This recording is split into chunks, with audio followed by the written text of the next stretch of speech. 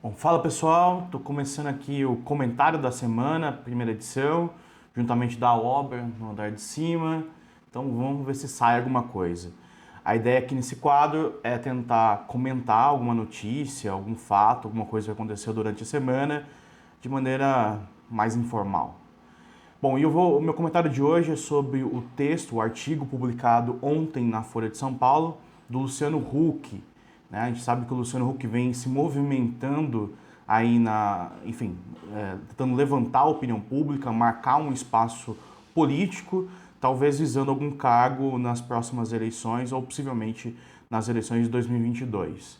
Né? E esse artigo se chama Mais Formaturas e Menos Funerais, onde o Luciano acerta, possivelmente, a focar no tema da desigualdade, né, como principal problema do Brasil. Né, e problema esse que, segundo o próprio Luciano, ainda não foi corretamente endereçado. Bom, qual que é o ponto forte, acho que, desse discurso do Luciano? Tanto direita como esquerda no Brasil têm abandonado, ou não têm tratado bem, a questão da desigualdade, por razões diferentes. A direita associa a discussão sobre desigualdade a um assistencialismo, né, onde se muitas vezes prefere no discurso valorizar a propensão individual ao trabalho, ou melhor, se a pessoa trabalhar corretamente, com muito esforço, a valorização do esforço, ela conseguiria atingir um patamar econômico que não precisaria de nenhuma política social, né? Assim, de maneira muito torta, fica por aí preso o discurso mais à direita.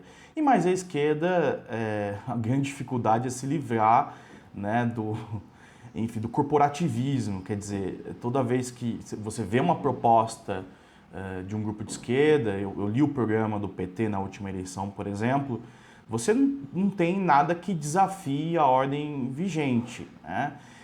Sempre uma proposta de se aumentar gastos públicos, mas nunca propondo de onde tirar.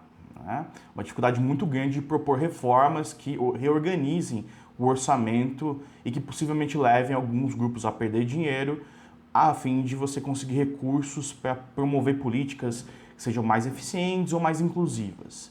Então acho que tem um acerto do Luciano de se colocar aí nesse tema, nesse tópico que é difícil para todo mundo, e que é perfeitamente possível você conseguir conquistar, né? Você conseguir montar uma estratégia para o país que envolvam, sim, o desenvolvimento do mercado, da economia de mercado, com as pessoas trabalhando, estudando, prosperando, e que envolva também, ao mesmo tempo, a redução da desigualdade. A gente teve um grande decréscimo da desigualdade no último período, entre o final dos anos 90 e até quase o final da década passada, até 2010, 2011 ou 12.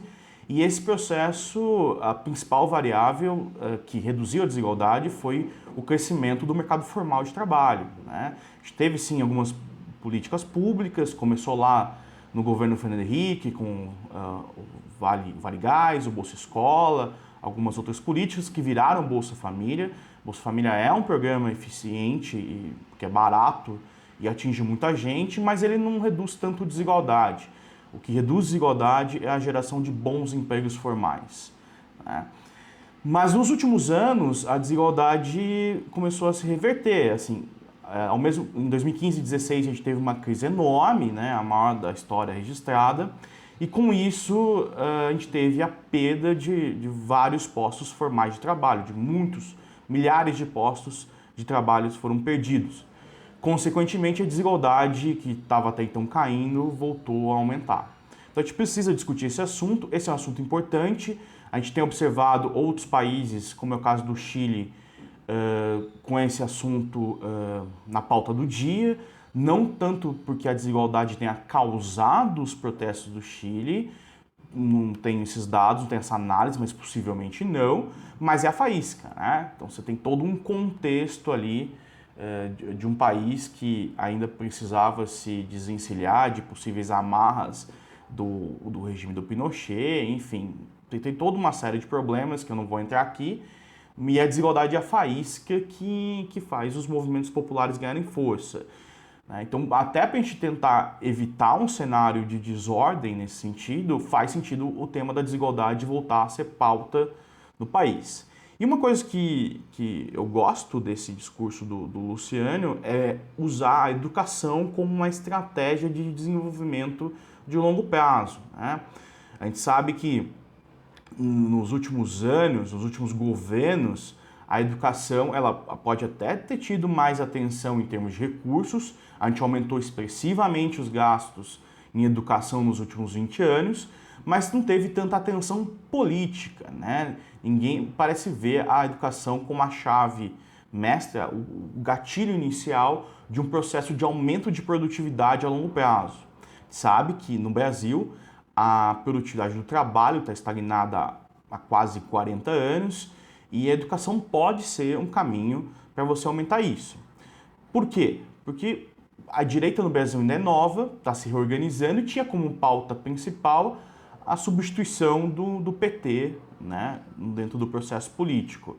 Não vejo muito interesse na educação, se a gente olhar para o governo, está longe de ser a pasta em que o governo gasta mais energia e tem mais interesse.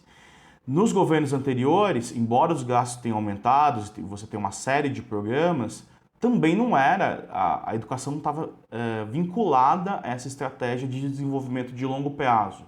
Né? Tanto que o que é o desenvolvimento de longo prazo em geral para os economistas de esquerda, para Dilma em particular?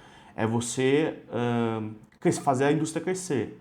Né? E os programas que foram criados, o mais notável deles, a expansão do crédito do BNDES, tem a ver com essa ideia. Quer dizer, eu dou um empurrãozinho na indústria, né, através de subsidiando energia ou crédito, e a indústria transborda os efeitos positivos para outros setores. Tá?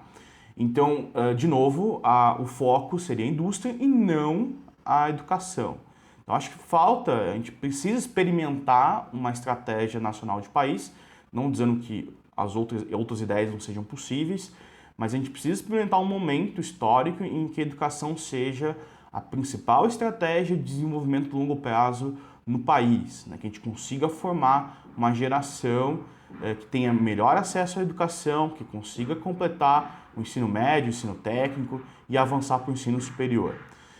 Agora, voltando ao Huck, isso é só o começo da história. A gente está muito longe de 2022 e ele está tentando, aparentemente, cavar um espaço na ordem política. Né? Agora, ele vai sofrer retaliações, porque ao mesmo tempo que ele dá uma beliscada no jargão, no eleitorado, no locus do PT, né? Falando da desigualdade, falando da pobreza, falando da educação, ele também incomoda a direita, né? Por conta desse discurso um pouco mais favorável à economia de mercado.